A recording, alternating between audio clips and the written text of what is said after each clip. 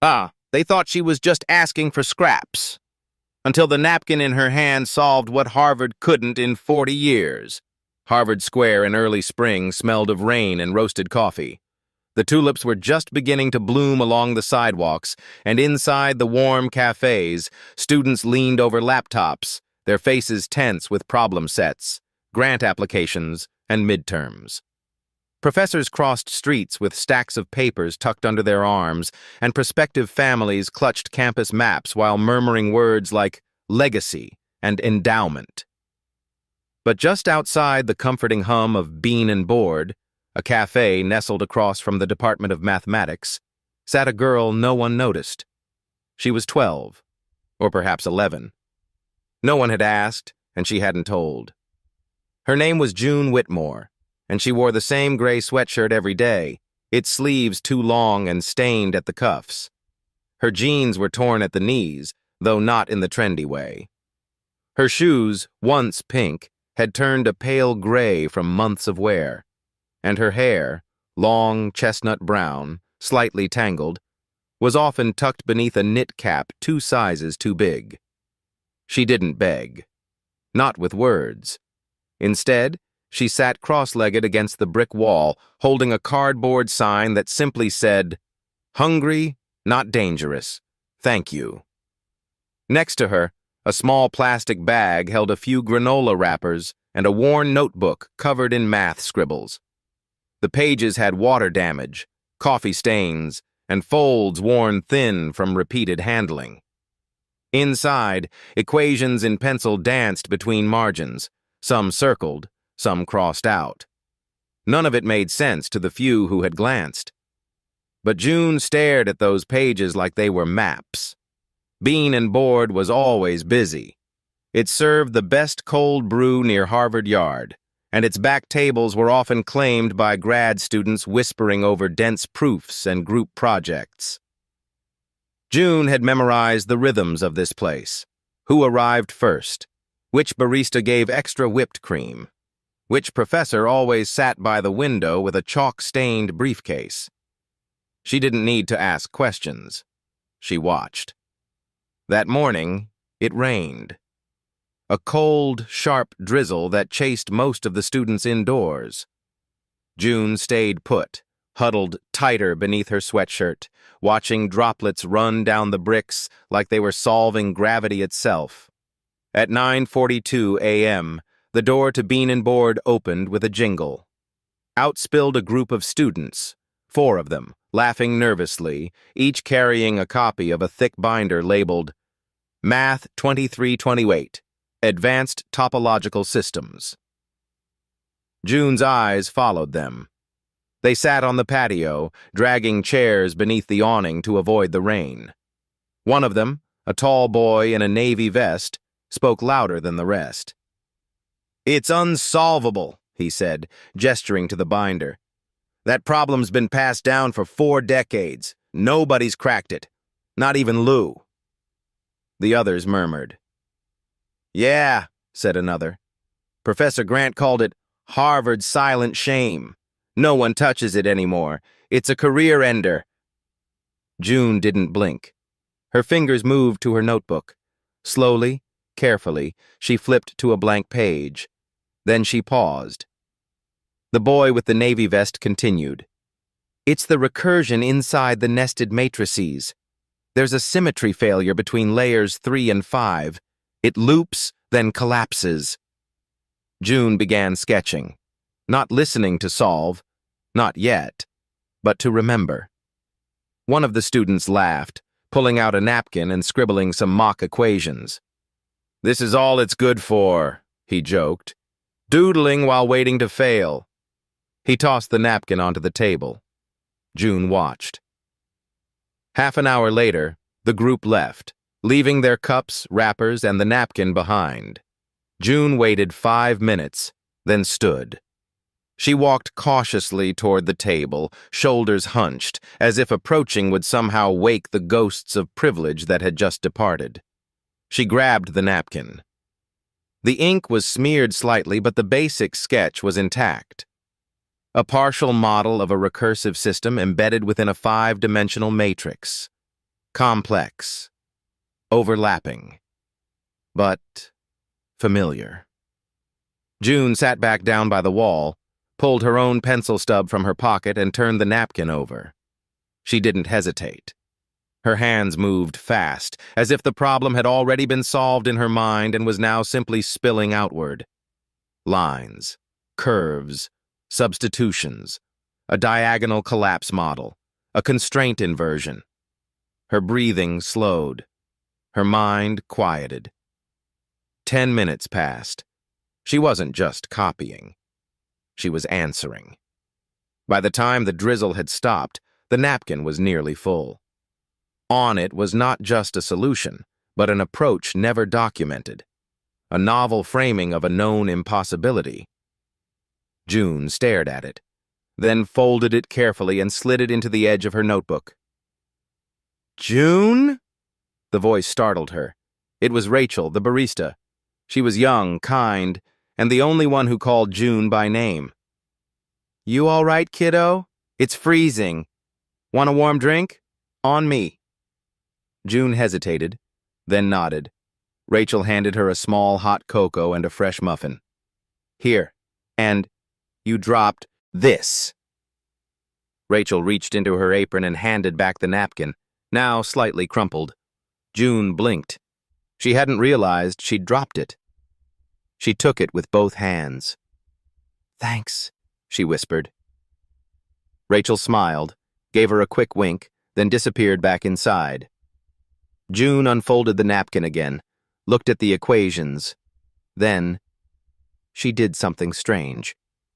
She stood up, walked to the front window of bean and board, and gently tucked the napkin between the glass and the window frame, where it could be seen but not touched. Then she went back to her spot, sat down, and began working again in her notebook. Inside, someone else noticed. At the corner table, Professor Oliver Grant, distinguished, gray-haired, revered and feared alike, lifted his eyes from his own notes. His gaze landed on the napkin. At first he was annoyed, then curious, then still. He stood, walked to the window, pulled the napkin out. He stared at it. His coffee went cold. His heart, however, did not. Outside, June never saw him looking. She had already gone back to her notebook, her hands scribbling furiously, her eyes bright with something that looked a lot like belief. Belief in numbers, belief in patterns, belief that maybe, just maybe, solving something great could mean being seen. For the first time in years, the girl no one noticed had written something no one could ignore. And Harvard was about to find out. The napkin did not leave Professor Grant's hand for the rest of that day. He folded it twice, once down the middle, then again across the short edge, and slipped it gently between two stiff pages of his leather notebook, the one he only used for thoughts he didn't trust a computer to hold. He didn't speak to anyone as he left the cafe. Not to the students who waved, not to the barista who refilled his cup without asking. He moved like a man haunted, like someone who had just seen the impossible, not in a lab or a textbook, but outside a cafe window, in pencil, on a napkin.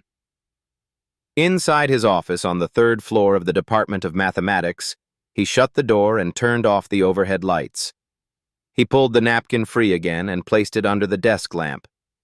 Then he began tracing it line by line. The annotations were crude, but the logic was terrifyingly elegant. There were shortcuts in recursion models he hadn't seen.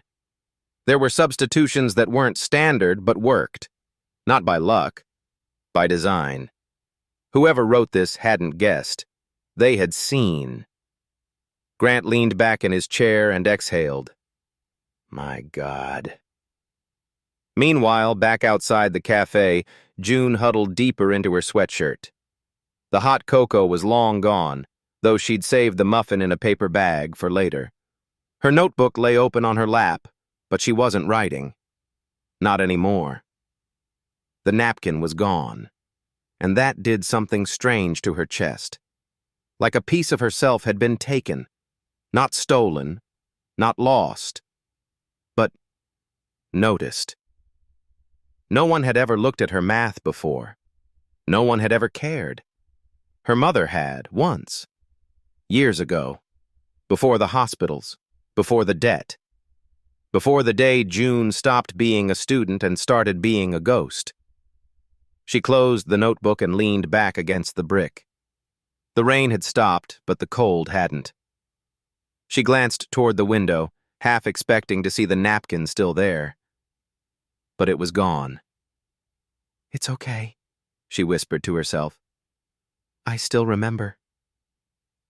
And she did. Every line. Every substitution.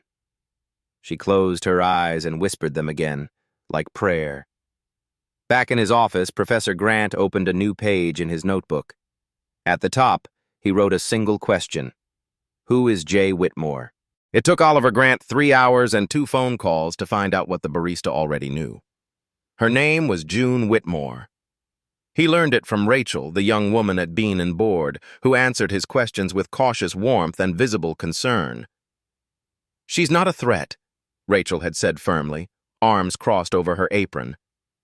"And if this is some campus policy thing about loitering, I won't help you." But it wasn't about loitering. Not even close. Grant had returned to the cafe the next morning just after sunrise, unable to sleep. The napkin was still burning a hole in his briefcase.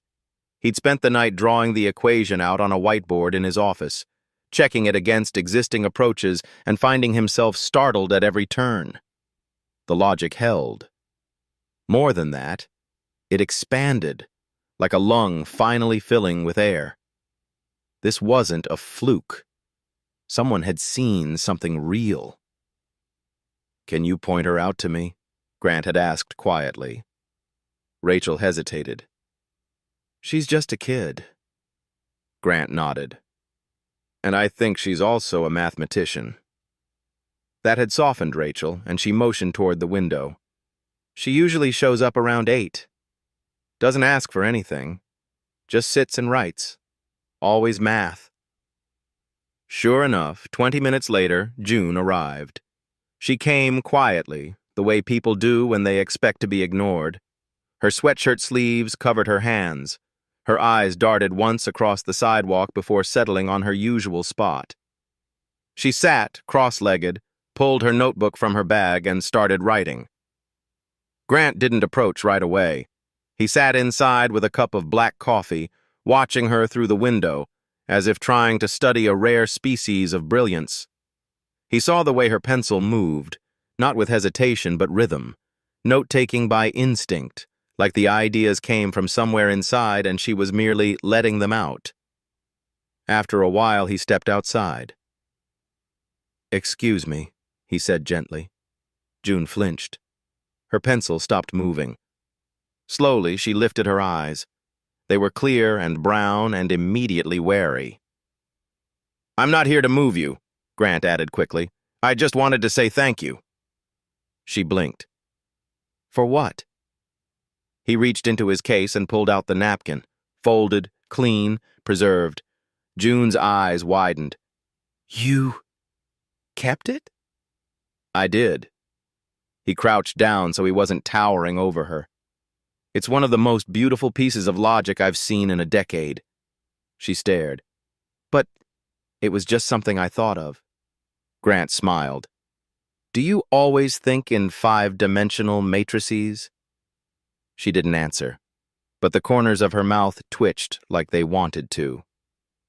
"I'm Oliver," he said, "professor of mathematics. I'd like to ask you a few questions, not as a test, just to understand what you see." June's fingers tightened around her notebook. "Are you going to report me?" His heart twinged. "To who?" "I don't belong here." Grant sat fully on the sidewalk beside her. "That napkin says otherwise." A pause, then softly, "I don't remember all the steps." "Then show me what you do remember." She opened her notebook. It was a maze of numbers, drawings, partial thoughts, arrows, and more. It looked chaotic, but to Grant's practiced eye, it was method. A deeply intuitive mind, working without formal scaffolding but nonetheless building something real. He pointed to a substitution model on one page. "Where did you learn this form?" She shrugged. "It just made more sense that way."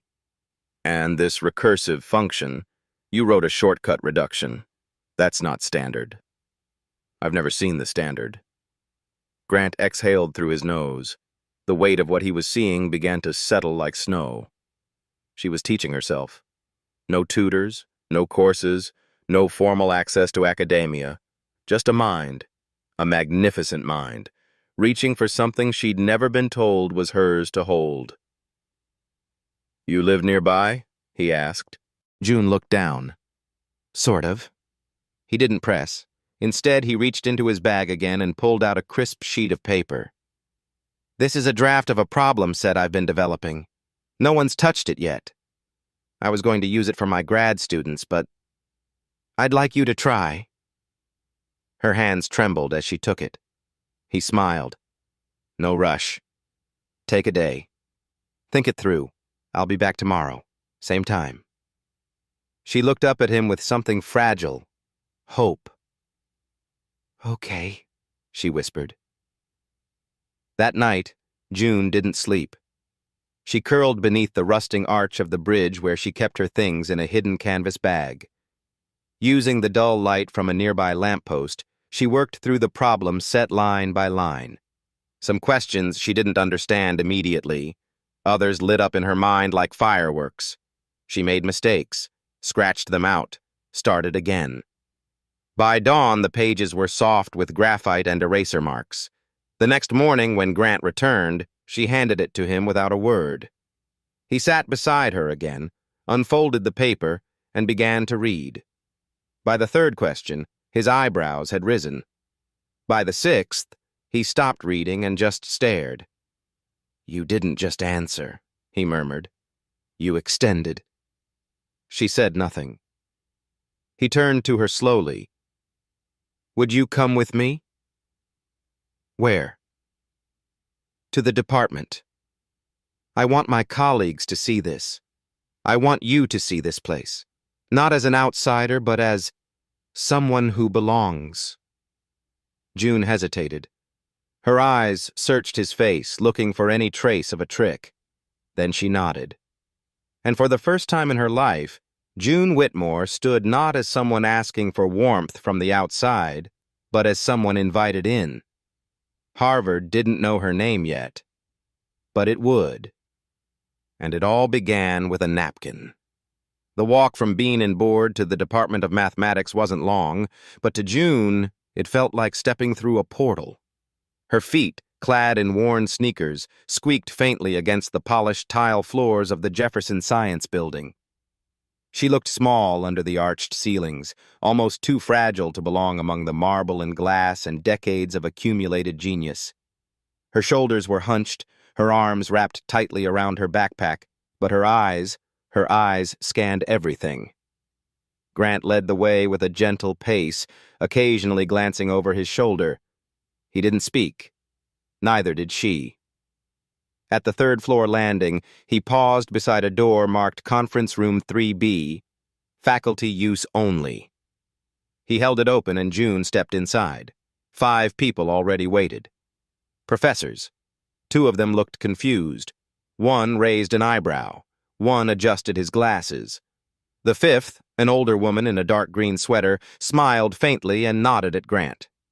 "This is June Whitmore," he said. "She's here to share her approach to the Ramsey recursion model." One of the men scoffed audibly. "From a napkin, wasn't it?" June's eyes flicked toward the sound, but she didn't shrink. "Yes," Grant replied evenly. "From a napkin that carried a more elegant inversion than anything I've seen published since 2013. Silence. He motioned to the board. "June?" Her hands trembled slightly as she stepped forward. She pulled out a piece of chalk. And then she began. She didn't lecture. She traced. She drew loops. She built the idea from first principles, letting the structure grow like ivy along the chalkboard. Her voice was quiet but sure. She described not just the what, but the why. Where others had failed because they assumed symmetry, she introduced asymmetry as a function, not a flaw. Where others collapsed into iterative chaos, she imposed a harmonic convergence. 20 minutes passed before anyone interrupted. Dr. Haynes, the skeptic, stood abruptly. "Who taught you this?" June paused. "No one. I read books, solved old exam sets I found in the trash. Sometimes I watched online lectures from the library when they let me." He narrowed his eyes. "You're not in school?" She shook her head. "Not anywhere?" "No, not since I was 8. The woman in the green sweater, Professor Elaine Reyes, leaned forward. "And you wrote this on a napkin?" "I didn't mean to. I just couldn't stop thinking about it." Another pause. Dr. Haynes muttered, "You're telling me a street kid just casually restructured our most notorious theorem with sidewalk chalk and intuition?" "I'm telling you," Grant said, stepping in, "that a 12-year-old girl solved what 40 years of funded minds couldn't. Maybe it's time we ask the system what it missed." Reyes nodded. "I want her tested." "Agreed," said another professor. "Privately, quietly. Let's confirm this isn't a fluke." "Excuse me," June said, and they all turned to her. Her fingers clenched around the chalk. "I don't want to be tested like I'm an accident." They blinked. "I'll take your tests, but not because I owe proof. Because I want a seat. I want to learn, not just survive. But I won't be your experiment." The room went silent. Then, softly, Reyes said, "Fair enough." Grant turned to June, his voice lower. "Would you be open to a diagnostic placement? Just to see where you stand?" She hesitated, then nodded. That afternoon, while faculty prepped a special exam, Grant took June to lunch. She picked at a sandwich slowly, eyes flicking around the staff lounge. "You're nervous," he said. "No." Pause. "Yes. I don't want to fail." "You won't. You don't know that." Grant sipped his coffee. "I know talent when I see it. And I know grit. You've got both." June stared at him. "Why are you helping me?" He looked away for a moment. "I had a daughter. She used to draw equations on the walls before she could write words. She passed away when she was 10. June's breath caught. "She would have been about your age," he added, voice softer now. "And she would have wanted me to notice brilliance when I saw it." June blinked hard. "I'm sorry." Grant nodded once. "Just do your best. That's all she ever did. It was always enough." At 3:00 p.m., they returned to the department. June was handed a printed packet, 10 problems. She was given a quiet room, a mechanical pencil, and 3 hours. She didn't ask for a calculator, didn't need one. When she emerged, her hands were gray with graphite. Her jaw was tight. "Done," she whispered. Grant took the packet. That night, he stayed in his office until 2 a.m., grading it line by line. She hadn't just passed. She had outscored every freshman placement result in the last 5 years. He leaned back, stared at the ceiling, and whispered aloud, "The girl who shouldn't exist just rewrote the rules." The next morning, June woke up under the same bridge where she had spent the last 9 months. But everything around her felt different. The canvas bag that held her clothes and notebooks now shared space with something new. Possibility. She hadn't told anyone. Not Rachel, not even the old man with the cough who sometimes shared the space under the bridge, that she was heading back to Harvard. That she had been invited. That someone finally looked past her layers of dirt and wear and saw more than need. June brushed her teeth at the public restroom near the Charles River, ran her fingers through her tangled hair, and changed into the least wrinkled shirt she had. She opened her notebook, reviewed a few formula pages she'd drawn from memory, then zipped her bag, stood up straight, and walked north. The air was cold, but her hands didn't shake. Across the city, in his office lined with books and brass-framed equations, Dr. Oliver Grant waited. On his desk sat the final version of the exam. 10 questions. Not trick questions, not ones meant to humiliate. But they were difficult, brutally so. Questions designed to expose depth, not just recall. He had debated for hours the night before, what level to test her at, how much to expect. He had almost softened the last 3 problems. Then he stopped. She asked not to be tested like an accident, he reminded himself. Then don't treat her like one. When June arrived, she looked small against the backdrop of Pierce Hall's main entrance, but when she stepped inside, she didn't hesitate. Room 210, Grant told her gently. Take your time. You have 3 hours. I'll wait just outside. June nodded. Inside room 210, the walls were blank. 1 desk, 1 chair, 1 pencil, 1 packet. The clock began. June flipped the first page. Question 1. Define the failure point of a recursive model that collapses under topological rotation. She breathed in. Then she began. At first, the work flowed from instinct. She recognized the shape of the questions, if not their exact form. Her fingers remembered the movements, like a pianist recalling a childhood melody. Question 2 asked for the derivation of a symmetry inversion in a non-linear function. June built it from scratch, layer by layer, whispering steps under her breath like sacred words.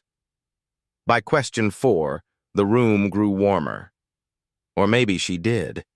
Her cheeks flushed, her heart steady. She stopped checking the clock. She didn't feel poor. She didn't feel invisible. She felt real. Halfway through question 6, she ran into trouble. The variables danced dangerously close to a theorem she hadn't yet understood. She froze. Her pencil hovered. She glanced to the corner of the room. No one was watching. No one was mocking her. Still, the voices came anyway. You're not one of them. You never finished middle school. You're pretending, and when they find out, you'll be back under that bridge. Her breath caught. She set the pencil down, and then she reached into her bag. Not to cheat, not to panic, but to hold something. She pulled out her mother's scarf. It was faded, old, barely more than a threadbare memory, but it smelled faintly of rosemary and warmth. Her mother used to wear it while teaching June fractions using sugar packets in diners. Her mother, who used to say, "Math is music for quiet girls." June touched the scarf, let it wrap around her wrist like armor. Then she picked up the pencil and tried again. 10 minutes passed, then 20, and finally, the answer clicked into place like a puzzle she'd been holding upside down. She didn't smile. She didn't cry. She just kept going. Outside the room, Grant paced. 3 other faculty members waited nearby, pretending to drink tea, glancing at their watches. One of them muttered, "I hope we didn't give her too much." "She asked for honesty," Grant said. "We gave it." At the 3-hour mark, the door opened. June stepped out, her hair slightly frizzed from focus. Her palms were stained with graphite. Her jaw clenched. She handed Grant the packet. He took it with both hands. "Thank you," she whispered. "Are you all right?" he asked. "I'm tired." "That's good," he said. "Tired means you cared." She nodded. "I didn't leave anything blank." Grant smiled. "We'll be in touch." but he already knew. That night, June walked back to the river. She passed Bean and Board, where Rachel spotted her through the window and gave her a thumbs up. Under the bridge, June unrolled her blanket but didn't sleep. She kept hearing the voice of her mother again and again. Show up for the answer, even if the world forgets the question. At midnight, her phone buzzed. It was a message. From O. Grant. You didn't just pass. You placed in the top 0.5% of incoming math candidates. We'd like to offer you a provisional seat in the program. A donor has agreed to cover tuition and housing. If you want it, it's yours. June stared at the screen. Her hand went to her scarf. Then she whispered, to no one and everyone, I want it. And that night, for the first time in her life, she didn't sleep under the bridge. She slept inside, in a room with sheets, and a desk, and a lamp, and a future. June sat at the edge of the twin-size mattress, staring at the small desk in her new dorm room like it might disappear if she blinked. A lamp hummed faintly beside her. Its warm yellow light cast shadows across the walls, gentle and forgiving. Her canvas bag lay half unzipped at the foot of the bed, spilling out her worn notebook, a cracked calculator, and the scarf. She touched none of it. She just sat. This was the first bed she'd called hers in years. It creaked when she shifted. The sheets were stiff with detergent, the pillows too new. But she didn't care. She had a door, a window, a lock, a desk. She reached out and ran her fingers along the wood grain. It was scratched in places, probably used by a dozen students before her, but to June, it felt like carved marble. This wasn't just a place to sleep, it was proof she'd been seen. Orientation came fast. Her schedule was compressed, a hybrid program designed for advanced placement students, blending undergraduate coursework with research shadowing. And yet, she felt alone. Not because people were cruel, but because people didn't know what to do with her. Some whispered, others stared, and some, like Jason Wren, a legacy student whose father had donated an entire robotics wing, openly scoffed. I heard she was homeless, he said loudly in the library one afternoon. Now she's in Math 311? What next? A Nobel for living under a bridge? June pretended not to hear, but her pencil gripped tighter. Professor Reyes, who had been skeptical at first, became one of her quiet advocates. During a one-on-one meeting, she handed June a book, The Fractal Mind, Recursive Truths in Natural Systems. I think you'd like Chapter 3, she said. June read the entire thing that night. Then she stayed up reworking the chapter's flawed final theorem into a simpler, more robust form. The next morning, she handed it back with sticky notes in the margins. Reyes didn't say anything, but her eyes said everything. 3 weeks into the semester, June received a visitor, Rachel. She stood in the hallway outside June's dorm, holding a paper bag and 2 cups of cocoa. I heard, Rachel said, smiling.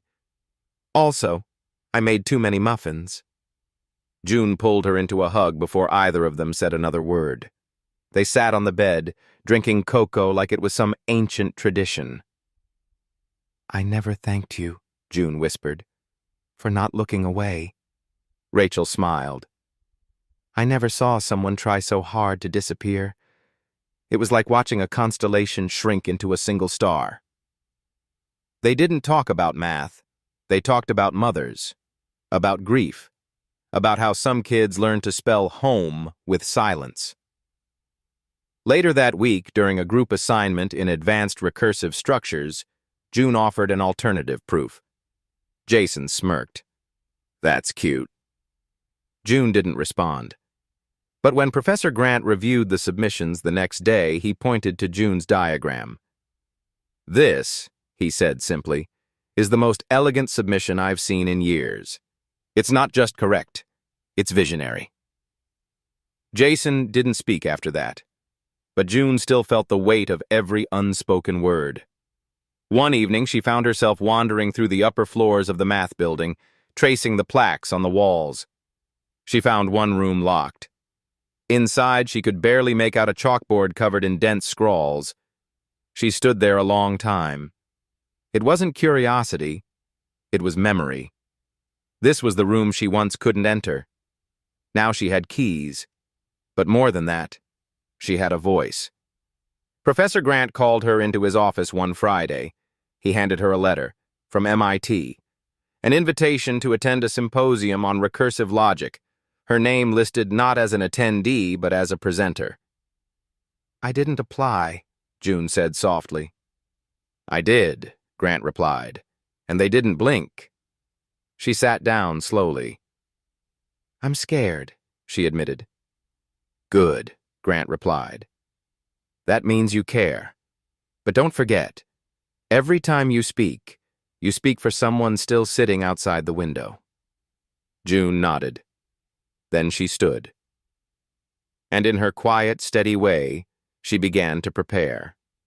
Not to prove she was worthy, but to show the world what brilliance looked like, when it came in worn shoes and carried a scarf that smelled like rosemary. The MIT campus felt wider than Harvard, like it had been built for ideas bigger than people. June stepped out of the cab with her scarf tucked into her coat, the crisp October air slicing across the Charles River as if daring her to flinch. She didn't. She walked up the steps of the Stata Center, past students in thick glasses and thin ambition, and found herself standing outside the glass auditorium. Inside, they were already setting up. Rows of whiteboards, tables with name placards, a projection screen that blinked with equations waiting to be proven wrong. She stood for a moment, feeling her heart hammer like a metronome stuck on panic. A young woman approached with a clipboard. "You're June?" She nodded. "Grant said you'd be early. You're in slot 3, room G3. Room G3. June liked that. Like geometry and Grace had collided. In the green room, June sipped water from a paper cup and tried not to stare at the other presenters. Most of them were PhD candidates. One man wore a suit and kept adjusting his tie between bites of celery. Another tapped a stylus on a tablet filled with rotating fractals. Then there was June, in her thrifted navy coat, worn boots, eyes trained on her notebook. She didn't look like the others. She didn't sound like them either. But the equations didn't care. At 10:05 a.m., her name was called. She stepped into room G3. 3 rows of tiered seats faced her. Professors, grad students, even undergrads, all waiting. Some curious, some skeptical. One yawned. A moderator smiled tightly and handed her a marker. "You have 20 minutes." June nodded, then turned to the board. She didn't begin with a definition. She began with a story. "Most recursive structures assume that time folds backward in loops," she said, voice steady. "But what if time doesn't loop? What if it echoes?" Silence. She wrote the first equation. It pulsed like breath on the board. Step by step, she unpacked her hypothesis. A rethinking of recursion, not as collapse, but as rhythmic resonance. She used color-coded notations, examples from music, even the Fibonacci sequence in pine cones. She didn't perform. She taught. By minute 15, a murmur spread through the room. Phones lowered, eyes narrowed, not in doubt, but in awe. She ended with a question. What if the flaw in recursive logic isn't in the math, but in the way we fear its beauty? Then she stepped back. Not one person clapped. They just stared. Then all at once, hands shot up. They questioned her. Hard. One professor from Caltech asked if her model could stand against quantum noise. "Yes," she said, if you account for oscillation interference. Page 12. Another asked about practical application in computation. If we train AI systems on echoed recursion, they might predict failure before repetition, she replied. The math hints at it. The engineering still lags. The moderator finally cut them off. Time's up, he said, almost regretfully. She left the board, trembling, not from fear, from release. As she exited the room, a tall man in a tan coat approached her. June Lark? He asked. She nodded cautiously. I'm Dr. Keller, director of the Newton Foundation. We watched your work from the live stream. He handed her a card. We'd like to talk to you about something. Long term, if you're open. She blinked. Me? Keller smiled. We've spent 20 years waiting for a mind like yours. Later that evening, June sat alone on the bench just outside Kendall Square, scarf fluttering like a flag from another life. She didn't call Rachel. She didn't call Grant. She sat with it. The possibility. Not just of being seen, but of being believed. She pulled a napkin from her coat pocket, one of Rachel's. On it, she wrote a new equation, one born not from books, but from benches, from hunger, from love, from rain. Then she folded it into her palm and whispered, almost home. The article came out on a Thursday morning. MIT's student press had published a write-up titled, The Girl Who Redefined Recursion. It wasn't long before it was shared on social media, reposted by alumni, and re-quoted by math bloggers with names like Theorem Junkie and Logic Lore. June didn't even know it had gone live until her inbox exploded. First, it was a simple subject line. We watched your talk. Can we speak? Wired Science. Then another. Your equation and acoustic resonance. NYU Applied Physics. Then one more. Who are you really, June Lark? New York Times Magazine. She closed the laptop. It was too much. At Harvard, people stared for new reasons, not because they questioned her right to be there, but because now she was no longer invisible. Even Jason Wren kept his mouth shut. But silence, she realized, wasn't the same as apology. Rachel texted her at 3 a.m. You were always this. The world's just catching up. One rainy afternoon, she stopped by Professor Grant's office. He was on the phone but waved her in.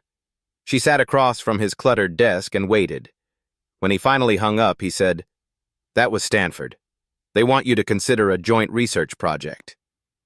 June blinked. But I'm a freshman.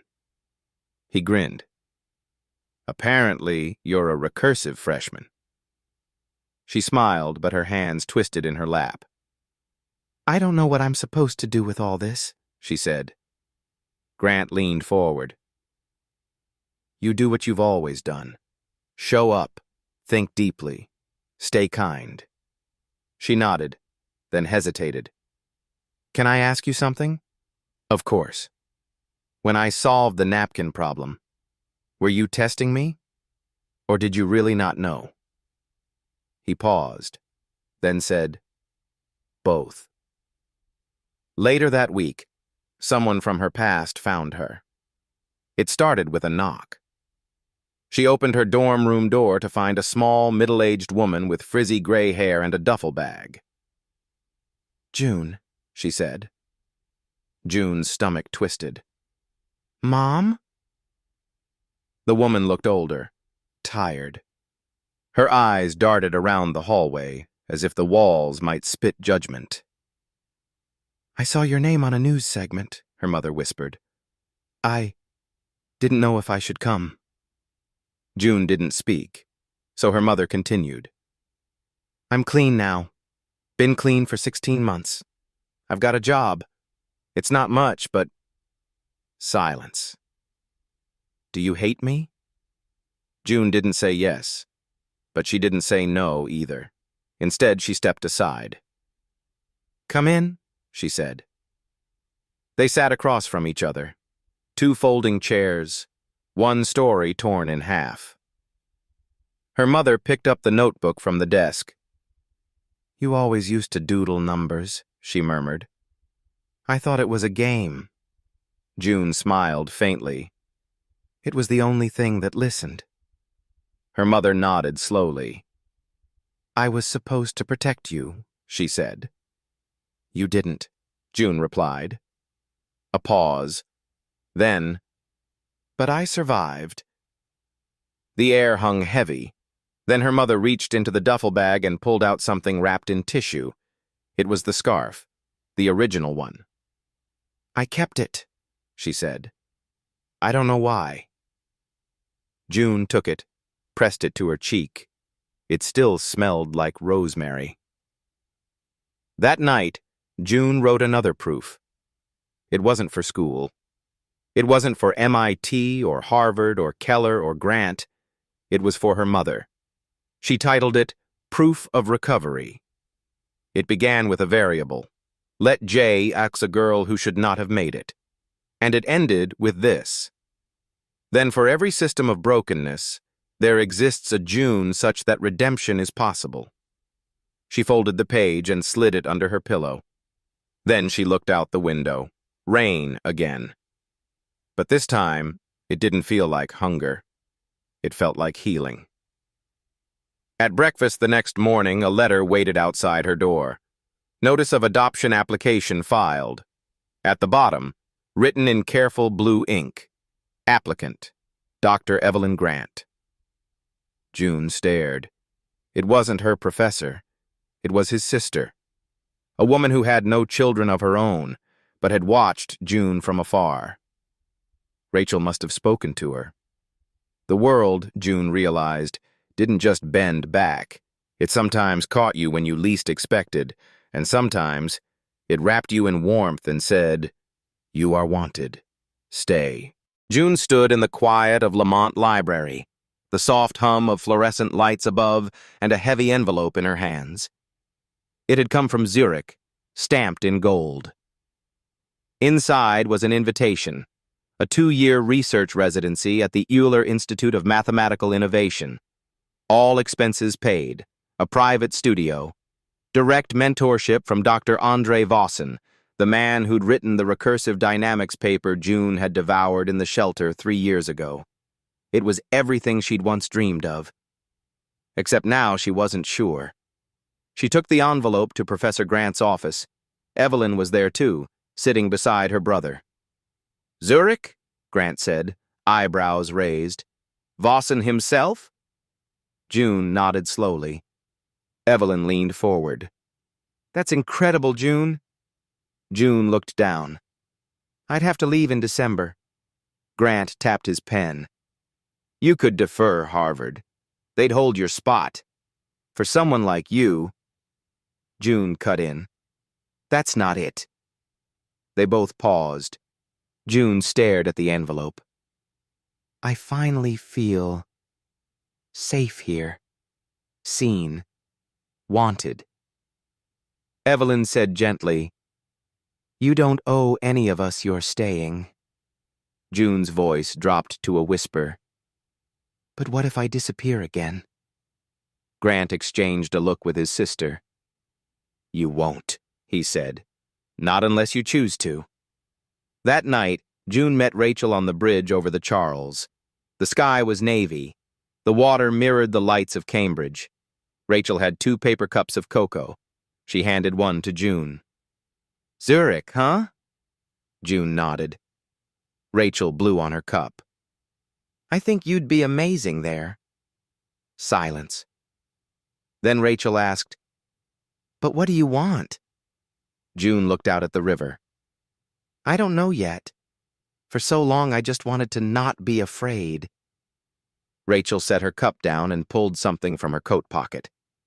It was a printed photo of the 2 of them, back in the shelter's classroom. June was solving a problem on the whiteboard. Rachel was watching her with that half grin of belief. "You weren't afraid then," Rachel said. June smiled. I was terrified, but I did it anyway. In her dorm room later, June found her mother waiting. I heard about Switzerland, her mother said quietly. June sat on the edge of her bed. What would you think if I went? Her mother hesitated. I'd miss you. Every day. But I'd also be proud, because you'd be leaving with a door open behind you. Not slammed. She reached into her coat and handed June a small, tattered notebook. I found this in the shelter. It's yours. June opened it. It was full of her earliest scribbles, equations, notes. One sentence, repeated over and over in childish handwriting. If someone knew my name, they'd see what I can do. She swallowed.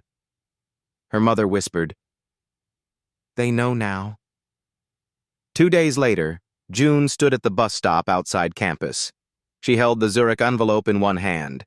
In the other, she held Evelyn's adoption letter. It wasn't a choice between love and genius.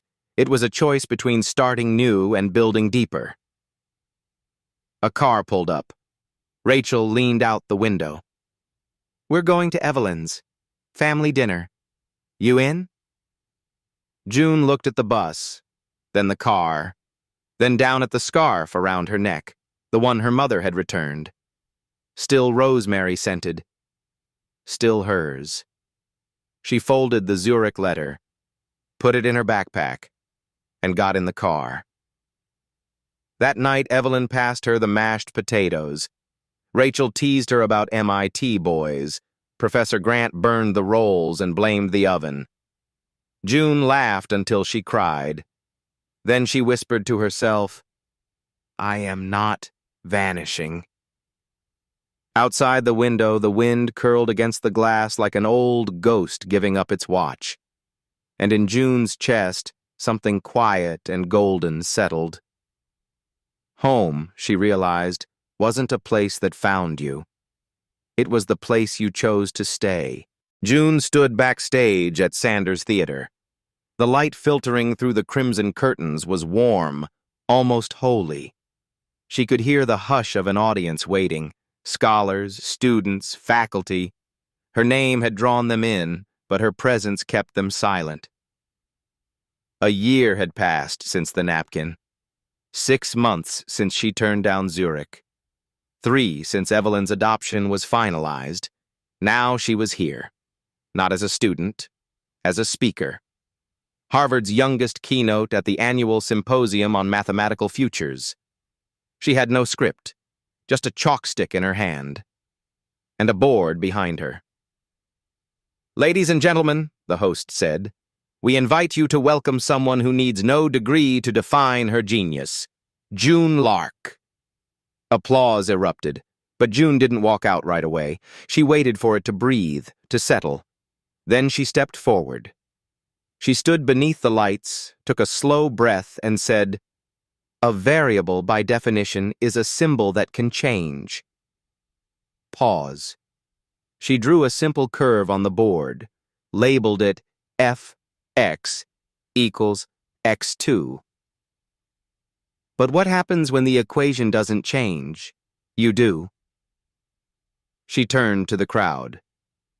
When I was 6, I solved my first problem on a shelter wall. I thought it meant something. It didn't. Not yet. Because in math, we learn that context matters. A solution outside the system isn't a solution at all. She moved to a clean part of the board and wrote, there exists an x in the real numbers such that f of x equals impossible. People laughed gently. She smiled. I used to think genius was the answer, that if you were smart enough, you'd be saved. But the truth? Genius just makes you a better survivor. Love is what saves. In the front row, Evelyn wiped away a tear. Next to her, Rachel held her phone up, recording. Professor Grant sat still, arms crossed, eyes soft. June continued. So today, I'm not here to give you the next theorem. She circled the board and wrote in bold chalk, what's missing is always what matters. Then beneath it, she drew an empty box. Fill it with your name, your pain, your proof. That's the final variable. That's the part math can't predict, but life needs. The hall was silent, until one person stood, then another, and another, until the entire room, physicists, deans, baristas, janitors, stood and clapped for a girl who had once solved her loneliness in secret. Later that evening, June returned to the shelter. She sat in the old classroom, now repainted. On the wall where she once scribbled equations was a mural. To the child whose mind was never a mess, just misunderstood. She placed her hand on the words. Behind her, a soft voice spoke. "You're back." She turned. It was a girl. 7, holding a tattered napkin. "I found this. I wrote a question. I don't think it has an answer." June knelt. "Let's find it together." They sat, heads close, chalk in hand. And outside the shelter, the wind didn't howl. It hummed.